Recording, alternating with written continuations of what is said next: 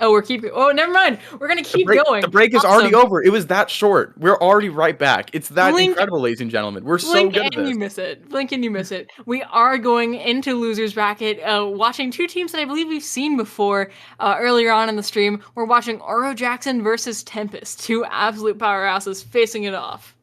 I mean, not much more can be said about these two teams. Oro Jackson and Tempest are just so incredibly strong. Oro Jackson did go down to, I believe, Greasy Goblins in the winter semi set we got to see on stream, but still an incredibly strong team. Tempest, obviously tried and true, very strong, proven team.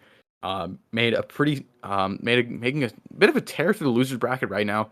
So it's gonna be interesting to see this clash happen. Yeah, I always love watching Tempest in these Squid Junctions. They always put on a fantastic show with their really interesting comps. But Oro Jackson, like we said, absolute powerhouse of a team. If you can't, if you're unfamiliar, just looking at their players list should strike fear into your hearts. But it's going to be interesting how these teams interact with each other. It's not a matchup that I've ever seen, being relatively new, but it looks like we're going to get right into it. No time to even think about it. Already into game one here. Or, well, I'm a bit too good at predicting the future. Here we go. You're not good at this at all, actually. We're getting right into game one here on TC Hagglefish. We see the leader coming out from Barry here out of Seafoam. Very excited to see this, as well as Double Splash Machine. Double Splash Octobrusher Jr. coming out on the side of Tempest. Very interested to see what's going to happen here. Oh yeah, Double Splash, it's not something that we've been able to shake recently. This is a far cry from the last set where we saw one or maybe two splashes max in each game. Now we're back to having 4. It's like the patch never even happened out here. But already we're just seeing these teams fight to take control of mid. Nobody really going down, but as I say that, 2 go down the side of Tempest, 1 goes down the side of Oro Jackson, and Oro Jackson is going to be riding that tower just a little bit before backing off. Looks like it's going to be a pretty big stall fest here in mid before we see any team take a solid amount of control. Yeah, I mean, right now we're in a bit of a stalemate, but Oro Jackson is starting to push forward. That machine is able to get the pick. Both the splashes are dead on the side of Tempest, which means they have no crabs in store whatsoever right now. And I mean, they're just pressuring the rest of Tempest right now. Oro Jackson making a strong push toward that first checkpoint, and once they can break that first checkpoint, that's where the real fun on this stage can begin.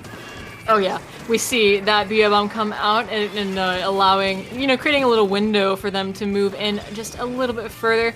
Barry's still riding the tower, gonna hop off just for a brief minute, but that crab on their tent there is gonna make it real hard for any of the members of Tempest to do anything in retaliation. And Sleepy on that splash, still there, taking a fight against Henry, gonna go down, but taking down Henry in the process and distracting the rest.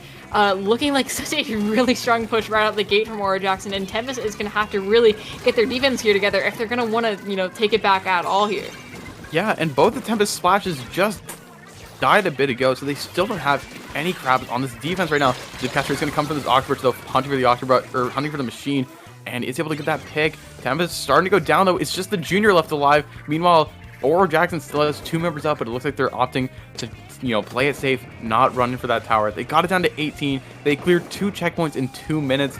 Very good for an opening push, and now Oro Jackson knows they just have to wait for Tempest to respond and run right in to their effective range to just pick them off so quickly.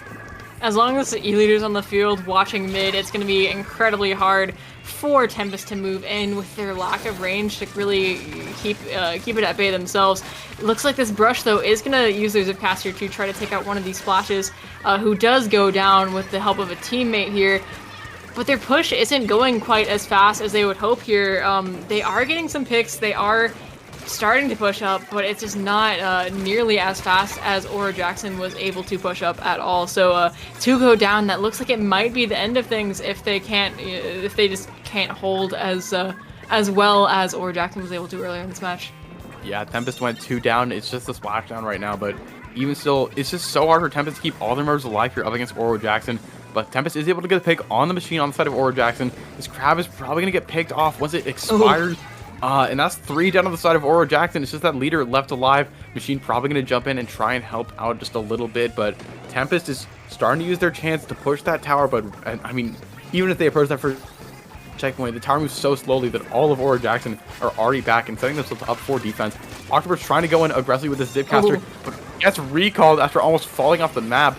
And now Tempest are just trying to break that first checkpoint as best they can. First checkpoint is going to go. I'd imagine the Octopus is going to try and get on Huts, but he gets sniped immediately by Barry. Barry says no, I don't think so, and that's gonna be looks like a pretty anticlimactic push there for Tempest to that push. Mid control flipping back and forth. It's just so hard to stand in mid. You're gonna have to really try to push past it, and it looks like Tempest is going for another push, popping that crab. They do have a few more specials on the board there, and looks like it's pretty orange out there. But once again, E-Liter completely halting all of their progress. You can't move, you can't think straight when an E-Liter is staring you down in the face. So it's just been a massive struggle for Tempest to get past that, past that mark. And we're just seeing them struggle against the pure defensive power of Oro Jackson here. We can't contest that E-Liter. They have the splashes also that Tempest has, but they have just so much stopping power and great defense at their disposal. It's just so hard for them to move. Yeah, I mean, Oro Jackson just wins this range battle so handily. It's very difficult for Tempest to move, and they only have 20 seconds left to make this push happen, and they don't even have all their members up right now. They do get the pick on both the splashes of Oro Jackson, but the machine gets the pick on the Octobrush, and we're only down to 10 seconds left in the regular match timer before we get to overtime. And overtime, it's going to get really dicey. Two of the members of Oro Jackson are already set up onto that hut for defense, but there is the big bubbler coming out, or the big bubbler on the tower. Crab is on tower as well. Pops a little bit early, but Tempest is trying to make something happen. The Booyah Bomb is going to come on tower. That's 2 dead on the side of Tempest. Oro Jackson trying to reclaim the tower. Red Shell trying to defend it. Is able to defend it. Get that second checkpoint. But Zipcast off that tower. Still defending it somehow in the favor of Tempest. Oro Jackson is just the machine left alive. No way. No, it's tied. Oro Jackson. Oh my god. What happened there? I was gonna comment that they used all their specials really early. The bubbler and both crabs going out at the exact same time, but that almost won them the game there. Maybe if they stacked it a little bit more, they could have been able to have a bit more sustained pressure and not have to do that really awesome tower dance routine that we saw there as everyone dove bomb towards the tower. But the game doesn't change. The game does go to Oro Jackson.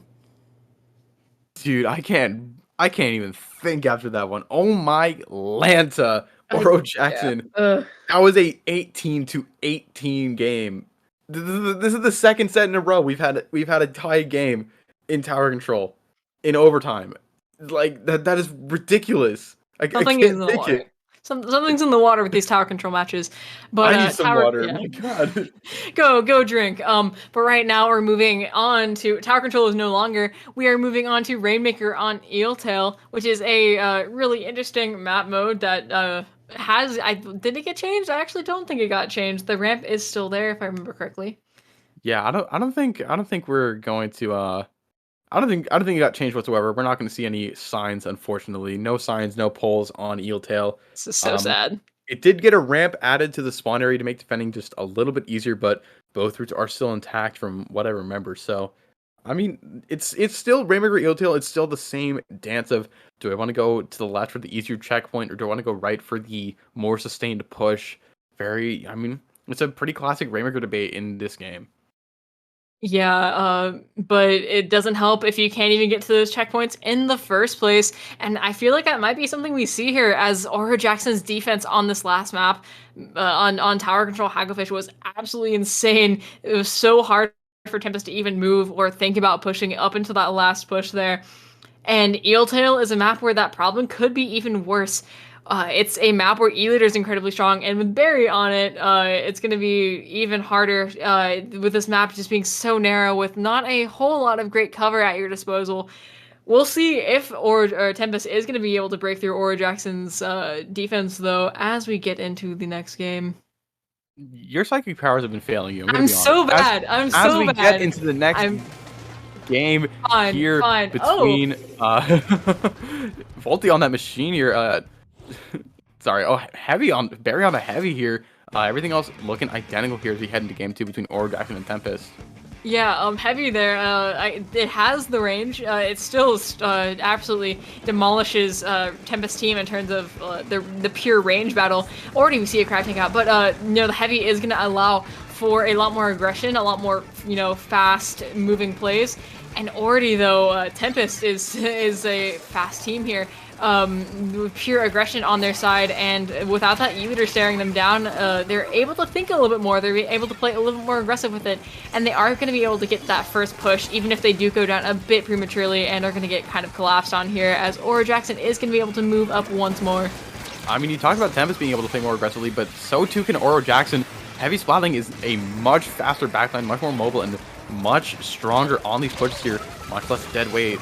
And I mean, I expect that we're going to see Oro Jackson really leverage that advantage. That's going to be Tempest getting wiped out there. Only 2 members left on Oro Jackson alive, but they're still up holding space onto that bridge, trying to clear a path towards that first checkpoint on the left-hand side. It's just a quick swim. That's the lead in favor of Oro Jackson, and that is the checkpoint for them.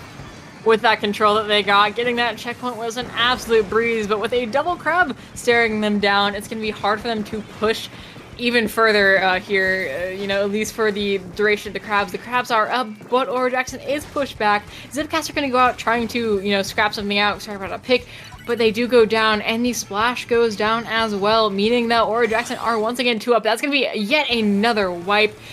Not looking great for Tempest here, as Oro Jackson is moving in super, super fast. Very, very fast-paced comp here for a, fast-paced play.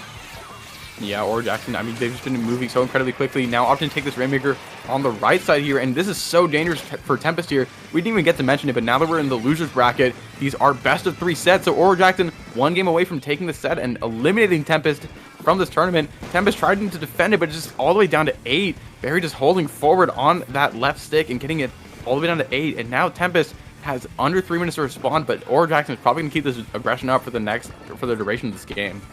Yeah, I mean, Oro Jackson knows that, if they can knock it out, that's absolutely great, but if they don't, it's fine. So, keeping a sufficient amount of aggression up is going to be absolutely great. The more you're on offense, the less you're on defense. It's pretty simple, but, they do want to be a little bit careful here. They don't want to get wiped, because a team as fast-paced as Tempest can really turn that into an absolute snowball and get so much control and really take advantage of it. But it looks like they might even get the chance to, as Oro Jackson is just playing super safe, but still keeping up so much aggression, still keeping up the control really well, and making it difficult for Tempest to exist just like the last game. Yeah, absolutely. But right now it's 2-2 with this Rainmaker deep in Tempest territory. And I mean, that's the thing about Rainmaker on this map, is you can just hold it forward, and I mean, at bare minimum, you have to make the other team wait a substantial amount of time to walk it back into mid, where they can actually make a push off of it. So Oro Jackson definitely understanding the strength of, I mean, their playstyle here, because they're playing it very effectively. It's just the Octopus left alive on Tempest, not quite able to be taken out by these splashes, unfortunately, though. Octopus able to live a little bit longer, giving enough time for Tempest to respawn, but even still, Oro Jackson's aggressiveness is just not letting up anyhow, and they're still in their wall, still getting picks, still winning team fights. As long as Volty can keep sharking and just keep, lobbing fizzies, lobbing just normal shots, it's going to be hard for Tempest to get control back. And that's exactly what's going on here. They're just, taking safe spots that they know they can defend pretty easily and holding them, not backing out, but instead, just moving to a safer, slightly safer spot. And even though they are 2 down, just the picks and the absolute great holding power of Oro Jackson is just going to keep them at bay. There's only a minute left for Tempest to push it all the way down to 8, so it's really not looking fantastic for them right now. Yeah, Tempest has to go even further today. We already saw what happens when you get to a tie game. You lose and you cry about it a little bit, just because, I mean, Oro Jackson has it all the way down to 8, and they're still keeping this aggression up, still keeping Tempest locked in their spawn, still having the numbers advantage, and even when they don't, you just have Barry, the reliable beacon, to jump back into, and Barry is just so good at staying alive and applying pressure, even without the signature E-leader. And I mean, it's just hard for Tempest to even approach mid right now, because all of Oro Jackson is just so effectively spawn locking them here. There's not a whole lot you can do to get back into mid. Crab is going to come out to try and pry a path for Tempest to get back into mid. It's going to successfully displace a few members of Oro Jackson, but now Tempest has to rely on this overtime clock to make this push happen. And the Booyah Bomb is going to be thrown to the Maker to stall them a little bit longer too. They pick it up, but that's going to be game as immediately they get picked off by the heavy, or it might have been the splash. It's kind of hard to tell, but that is going to be a very, very decisive game going to Oro Jackson, and a set going to Oro Jackson, meaning that they are going to be progressing on even further, making their losers run even greater. And we're just gonna see if how far they go. But that was absolute slaughterhouse there. Tempest was not able to move at all. I just kept saying that because that's what was happening. Yeah, Tempest, I think, was not able to get a single point after pushing it to 78 after that first push, or something in the 70s. I honestly can't remember. And even still, Oro Jackson, after a very, very, very tight game one, was able to pick up the pieces in game two, knock out Tempest at 5th place here. Commendable run, but it is going to end at 5th. Oro Jackson is going to be moving on to loser semis versus Nightmare. So definitely have a lot to look forward to as this bracket progresses.